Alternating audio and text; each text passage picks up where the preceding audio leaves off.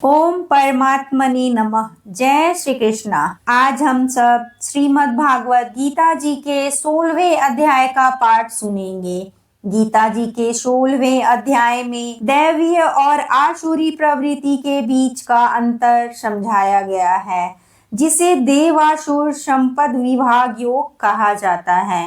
इस अध्याय में श्री कृष्ण बताते हैं कि दैवीय गुण जैसे निर्भयता, पवित्रता और संयम व्यक्ति को मुक्ति की ओर ले जाते हैं, जबकि आसुरी गुण जैसे अभिमान, क्रोध और अज्ञान पतन का कारण बनते हैं। अध्याय में दोनों प्रकार के गुणों और उनके परिणामों का वर्णन किया गया है और बताया गया है कि शास्त्रों का पालन करके हम दैवीय गुणों को विकसित कर सकते हैं। यह अध्याय यह भी बताता है कि आसुरी प्रवृत्ति के लोग भौतिकता केंद्रीय जीवन जीते हैं और अज्ञानता में फंस जाते हैं, जबकि दैवीय प्रकृति के लोग आध्यात्मिक प्रगति करते हैं। आइए अब हम सब श्रीमद् भागवत गीता जी के 16वें अध्याय का पाठ सुनते हैं।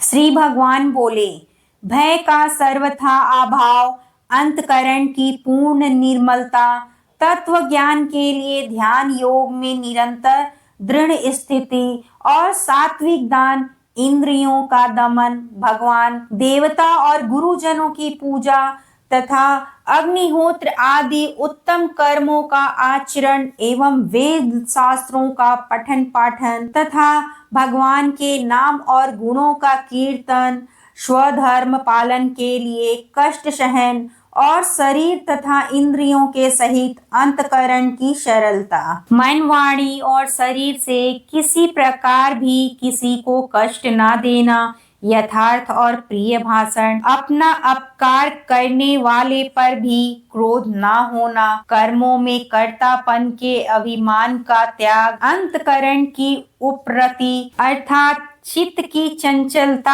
अभाव, किसी की भी निंदा आदि ना करना, सब भूत प्राणियों में हेतु रहित दया, इंद्रियों का विषयों के साथ संयोग होने पर भी उनमें आसक्ति का ना होना, कोमलता, लोक और शास्त्र से विरुद्ध आचरण में लज्जा और व्यर्थ चेष्टाओं का अभाव, तेज, क्षमा, धैर्य, बाहर की शुद्धि एवं किसी में भी शत्रु भाव का ना होना और अपने में पूज्यता के अभिमान का अभाव, ये सब तो हे अर्जुन देवी संपदाओं को लेकर उत्पन्न हुए पुरुषों के लक्षण हैं। हे पार्थ, दंभ, घमंड और अभिमान तथा क्रोध, कठोरता और अज्ञान भी ये सब आसुरी संपादकों को लेकर उत्पन्न हुए पुरुषों के लक्षण हैं। दैवीय संपदा मुक्ति के लिए और आसुरी संपदा बांधने के लिए मानी गई है। इसलिए हे अर्जुन, तू शोक मत कर, क्योंकि तू देवी संपदाओं को लेकर उत्पन्न हुआ है। हे अर्जुन, इस लोक में भूतों की सृष्टि यानी मनुष्य समुदाय दो ही प्रकार का है, एक तो दैवी प्रकृति वाला और दूसरा आसुरी प्रकृति वाला। उनमें से दैवी प्रकृति वाला तो विस्तार पूर्वक कहा गया है। अब तू आसुरी प्रकृति वाले मनुष्य समुदाय को भी विस्तार पूर्वक मुझसे सुन। आसुर स्वभाव वाले मनुष्य प्रवृत्ति और निवृत्ति इन दोनों को ही नहीं जानते, इसलिए उनमें ना तो बाहर भीतर की शुद्धि है, ना श्रेष्ठ आचरण है और ना सत्य भाषण ही है। वे आसुरी प्रकृति वाले मनुष्य कहा करते हैं कि जगत आश्रय रहित, सर्वथा असत्य और बिना ईश्वर के अपने आप केवल स्त्री पुरुष के संयोग से उत्पन्न है। अतएव केवल काम ही इसका कारण है, इसके सिवा और क्या है। इस मिथ्या ज्ञान को अवलंबन करके जिनका स्वभाव नष्ट हो गया है तथा जिनकी बुद्धि मंद है, वे सबका उपकार करने वाले क्रूर कर्मी मनुष्य केवल जगत के नाश के लिए ही समर्थ होते हैं। वे दंभ, मान और मद से युक्त मनुष्य किसी प्रकार भी पूर्ण ना होने वाली कामनाओं का आश्रय लेकर अज्ञान से मिथ्या सिद्धांतों को ग्रहण करके और भ्रष्ट आचरणों को धारण करके संसार में विचरते हैं तथा वे मृत्यु पर्यंत रहने वाली असंख्य चिंताओं का आश्रय लेने वाले विषय भोग के भोगने में तत्पर रहने वाले और इतना ही सुख है इस प्रकार मानने वाले होते हैं।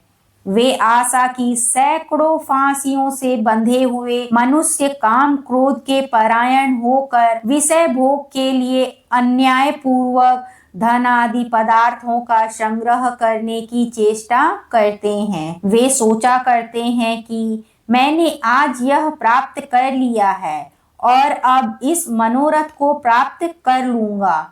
मेरे पास यह इतना धन है और फिर भी यह हो जाएगा। वह शत्रु मेरे द्वारा मारा गया और उन दूसरे शत्रुओं को भी मैं मार डालूंगा।